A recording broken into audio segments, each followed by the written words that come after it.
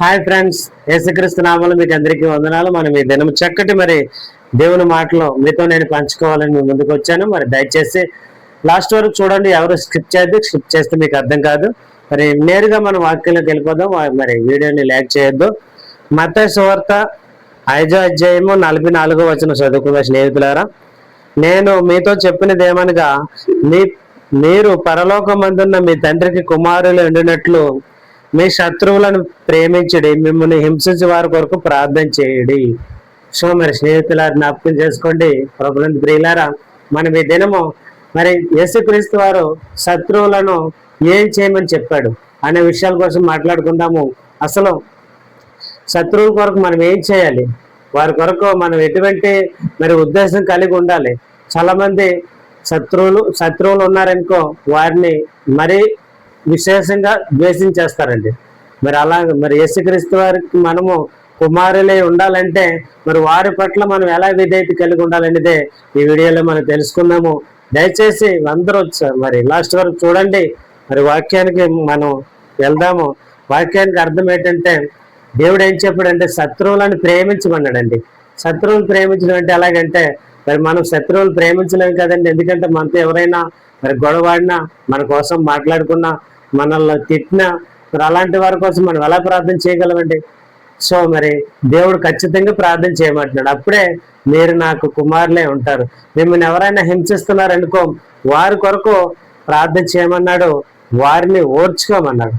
స్నేహితులారా, ఈ విధంగా ఎంతమంది ఉంటున్నారు మనలో? స్నేహితుల జ్ఞాపకం చేసుకోండి. క్రైస్తవులైన మనము దేవుని పిల్లం అవ్వాలంటే శత్రువులను ప్రేమించమంటాడండి, వారి కొరకు ప్రార్థన చేయమంటున్నాడు. స్నేహితులారా, మనం ఎంతవరకు ఈ వాక్యాన్ని పాటిస్తున్నామో ఈ దినము జ్ఞాపకం చేసుకుందాము. దేవుని పిల్లలైన మీరు ప్రతి ఒక్కరూ వాక్యాన్ని పాటించాలి, వాక్యానుసారంగా నడవాలండి. మనమందరము దేవుని పిల్లలుగా ఉండాలంటే దేవుని ప్రేమించాలి. దేవుడు చెప్పిన ప్రతి ఆజ్ఞ మనం పాటించాలి. అప్పుడే మనము దేవుని పిల్లలం అవుతాము. దేవుని జీవ గ్రంథంలో మన పేర్లు రాస్తాడండి దేవుడు.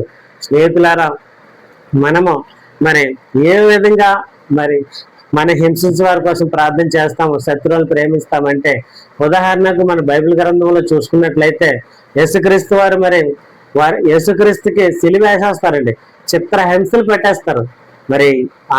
ఆనాటి ఉన్న యూదులు చాలా ఇదిగా ఎన్ని శ్రమలంటే, ఎన్ని బాధలంటే, మనం ఒక కొరడా దెబ్బ మన మీద పడగానే ఏమైపోతామో, ఎక్కడికి వెళ్ళిపోతాం మనకే తెలియదు, ఎలాగా అయిపోతామో తెలియదు.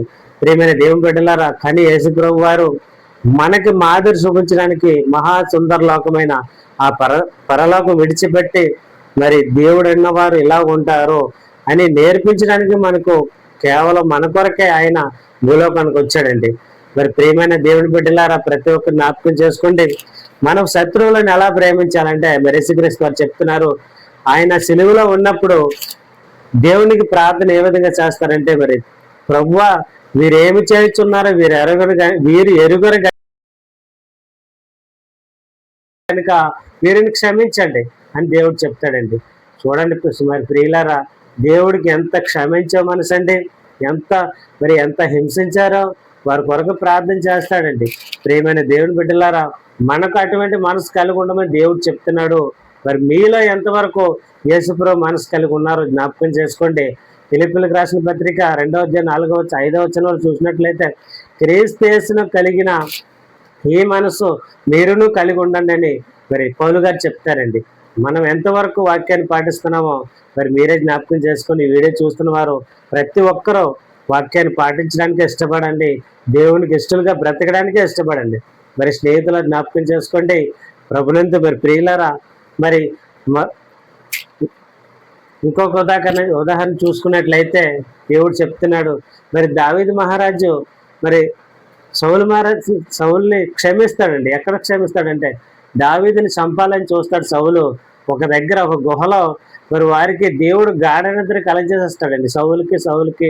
సౌలు ఉన్న సైన్యానికి. కానీ దావీదుకి సౌలు దొరుకుతాడు, కానీ సౌలు ఏం చేయడండి. అక్కడ తనతో ఉన్నవారు దేవుడు నీకు అప్పగించాడు, సౌలుని చంపేయని చెప్తే దావీదు అంటాడు, అభిషేకించిన వారిని నేను చంపను, అతను దేవుని ద్వారా ఎన్నుకున్నాడు అని అంటాడండి. మరి చూడండి ఎంత దీనత్వం, ఎంత తగ్గింపు మనసు. స్నేహితులారా, మనము కూడా అలాగ ఉండమని దేవుడు చెప్తున్నాడు. మనల్ని ఎవరైనా హింసించినా, మనల్ని కొట్టినా తిట్టినా, మనకి శత్రువులు ఎవరైనా ఉన్నా వారి కొరకు ప్రార్థన చేయమంటున్నాడు దేవుడు. మరి ఖచ్చితంగా చేద్దాం మనం అందరము. మీరు చేయండి, నేను చేస్తాను. శత్రువుల కొరకు ప్రార్థన చేద్దాం. హింసించిన వారి కొరకు శత్రువులను ప్రేమిద్దాము. మనల్ని ఎవరైతే హింసిస్తున్నారో వారి కొరకు మనము ప్రార్థన చేద్దామండి. అప్పుడే మీరు నా పిల్లలు అవుతారు, మీ ప్రార్థన నేను వింటానంటున్నాడు. మరొక వ్యక్తిని మనం బైబిల్లో చూసినట్లయితే అపోస్తుల కార్యాల్లో మరి స్తెఫను ఉంటారండి. అపోస్తుల కార్యాలు చదివితే మీకు ఆ సన్నివేశం అర్థమవుతుంది. మరి స్తెఫన్ని రాళ్ళు ఇచ్చి కొట్టేస్తారండి. రాళ్ళు ఇచ్చి ఎందుకు కొట్టేస్తారంటే, మనం చూసినట్లయితే మరి మరి రాళ్ళు ఇచ్చి మరి ఆ గ్రంథంలో ఆ సన్నివేశం మొత్తం చదివితే మరి స్తెఫన్ని ఎందుకు కొడతారు మనకు అర్థమవుతుంది స్నేహితులారా. కానీ మనకి మనం మరి మనం చెప్పుకోవాల్సిన అంశం కాదు, కానీ ఆ అంశం మరొక రోజు ఏదో ఒక మరి దినాన దేవుడు మన హృదయంలో ఆ అంశం పెడతాడు. మరి మరొక వీడియోలో మనం ధ్యానిద్దాము. స్నేహితులారా, మన అంశం ఏంటంటే శత్రువులను ప్రేమించాలి, మనల్ని హింసించే వారి కొరకు ప్రార్థన చేయమని దేవుడు చెప్తున్నాడు. మరి అక్కడ స్తెఫన్ని రాళ్ళిచ్చి కొట్టేస్తారు. మరి రాళ్ళిచ్చి కొట్టేసి చచ్చిపోయినంత వరకు కొడుతూనే ఉంటారండి. కానీ చనిపోయే ముందు స్తెఫన్ అంటాడు, ప్రభువా ఈ పాపము వారి మీద మోపకము, ఎందుకంటే వారు తెలిసి చేయట్లేదు, ఈ పాపం తెలియక చేస్తున్నారని చెప్పి వారిని క్షమించి మరి తను చనిపోతాడండి. మరి స్నేహితులారా చూడండి, ప్రియమైన దేవుడి బిడ్డలారా, దేవుడి మనసు అంటే అదండి. మనకు అటువంటి మనసు ఉండాలండి. కానీ ఈనాడు క్రైస్తవులైతే మరి హింసించడం మాట పక్కనట్టు, మరి శత్రువులు కొరకు ప్రార్థన చేయడం పక్కనట్టు, కానీ వారిని మనలో చిన్న మాట అంటే చాలు ఎవరైనా వారికి వెంటనే మనము రివెంజ్ తెచ్చేసుకుంటామండి. వెంటనే మనం వారి కొరకు ప్రార్థన కాదు, ఇంకా శపిస్తాము. అవసరమైతే దేవుని బిడ్డలారా, నా మనసు అది కాదు, మీరు నా మనసు కలిగి ఉండాలంటే వారి కొరకు ప్రార్థన చేయండి, వారిని ప్రేమించండి అని దేవుడు చెప్తున్నాడు. ప్రియులారా, మీరెంతవరకు ఈ వాక్యాన్ని పాటిస్తున్నారో జ్ఞాపకం చేసుకోండి. మరి దేవుడు లాగా మనకు క్షమించే మనసు ఉందా లేదా? మనము శత్రువుల కొరకు ప్రార్థన చేస్తున్నామా లేదా? వారిని ప్రేమిస్తున్నామా లేదా అనే విషయం జ్ఞాపకం చేసుకోండి. మీరు అలాగ లేకపోతే ఇక్కడి నుంచి అయినా సరే ఈ వీడియో చూస్తున్న వారు జ్ఞాపకం చేసుకొని, ప్రభువా నాకు అటువంటి మనసు ఇవ్వండి, నేను మరి నన్ను ఎంత హింసించిన వారి కొరకు ప్రార్థన చేసే మనసు నాకు ఇవ్వండి. మరి నేను అనేకులకు మరి అనేకుల కొరకు ప్రార్థన చేయడానికి నాకు అవకాశం ఇవ్వండి, ప్రార్థన నేర్పించండి అని అడగండి. స్నేహితులారా, మనము దేవుని పిల్లలం అయితే మనము మరి మాదిరి చూపించాలి తప్ప మనం రివెంజ్ తీర్చుకోకూడదని దేవుడు చెప్తున్నాడు. స్నేహితులారా, మరి ప్రతి ఒక్కరు జ్ఞాపకం చేసుకోండి, దేవుని పిల్లలైన మీరు, నేను, ప్రతి ఒక్కరూ వాక్యాన్ని పాటించాలి. అప్పుడే మనము దేవుని పిల్లలం అవుతాము. దయచేసి మీరు అందరూ ఈ వాక్యాన్ని మరి చూసిన వారైతే, విన్నవారైతే దయచేసి వాక్యాన్ని పాటించండి. మిమ్మల్ని ఎవరైనా హింసిస్తే వారి కొరకు ప్రార్థన చేయండి. మీ శత్రువులు ఎవరైనా ఉంటే వారిని ప్రేమించండి. ప్రేమిస్తేనే మీరు దేవుని పిల్లలై వారు గుర్తిస్తారు. నిజంగా వీరు నిజంగా దేవుడు నమ్మిన వారు కాబట్టే మేము ఎంత హింసించినా మా మీద వీరు రివెంజ్ తీర్చుకోకుండా మరి ఉన్నారు. నిజంగా యేసుప్రభు మనసు వీరు కలిగి ఉన్నారని వారి మనసులో మన కొరకు మనల్ని మరి తలస్తారండి. ప్రియమైన దేవుని బిడ్డలారా, మీరందరూ శత్రువుల కొరకు మరి శత్రువులను ప్రేమించండి.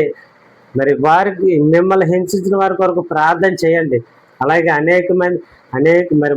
మనము అనేక మందిని క్షమించాలి. క్షమించే మనసు ఇమ్మని అడగండి. అప్పుడే దేవుడు మీ ప్రార్థన వింటాడు.